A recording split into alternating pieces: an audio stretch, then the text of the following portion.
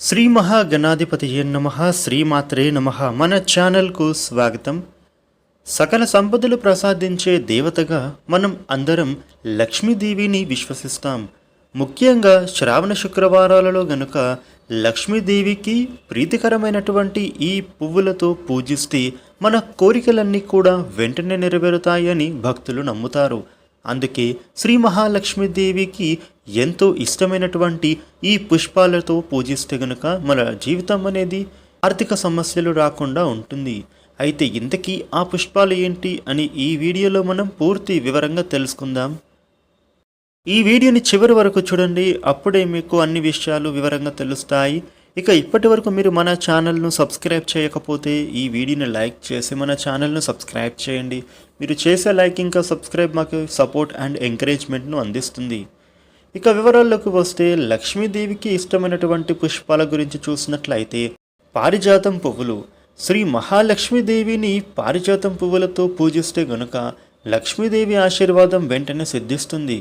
ఎందుకంటే ఈ పువ్వులను అత్యంత పవిత్రంగా భావిస్తారు కాబట్టి. చామంతి పువ్వులు. లక్ష్మీదేవికి చామంతి పువ్వుల దండను సమర్పిస్తే లక్ష్మీదేవి అనుగ్రహం వెంటనే పొందవచ్చు. ఆర్థిక కష్టాలు ఎంత పెద్దవి అయినా సరే తొలగిపోతాయి. తులసి. ఎవరైతే తులసితో లక్ష్మీదేవిని పూజిస్తారో ఆ ఇంట్లో ఎప్పుడూ సుఖ సంతోషాలకు లోటు ఉండదు. గన్నేరు పువ్వులు. గన్నేరు పువ్వులతో లక్ష్మీదేవిని పూజిస్తే ఇంట్లో సిరి సంపదలు వెళ్ళి విరుస్తాయి. ఆనందభరితమైనటువంటి పరిస్థితులే మీకు కలుగుతూ ఉంటాయి. మల్లె పువ్వులు.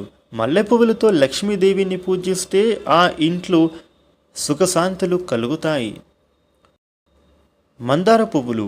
లక్ష్మీదేవికి మందార పువ్వులతో పూజిస్తే చల్లని తల్లి కటాక్షం వెంటనే పొందవచ్చు. అయితే ఈ పుష్పాలతో పూజిస్తే సకల సంపదలు, విపరీత శ్రేయస్సు, ధనం, రాజయోగం పొందుతారని నమ్ముతారు భక్తులు. గులాబీ పువ్వులు. గులాబీ పువ్వులతో లక్ష్మీదేవిని పూజిస్తే గనుక మన కోరికలు ఎంత పెద్దవి అయినా సరే ఇట్టే నెరవేరుతాయి. తామర పువ్వులు. తామర పువ్వులతో లక్ష్మీదేవిని పూజించి ఏ కోరిక కోరుకున్నా కూడా వెంటనే నెరవేరుతుంది. సో చూసారు కదా, లక్ష్మీదేవికి ఇష్టమైనటువంటి ఈ పుష్పాలతో గనక శ్రావణ శుక్రవారం రోజున పూజిస్తే గనుక ఆ ఇంట్లో లక్ష్మీదేవి తిష్ట వేసుకుంటుంది. అమ్మవారి కృపాకటాక్షాలు ఆ ఇంటెల్లి పాదిపై ఉంటాయి.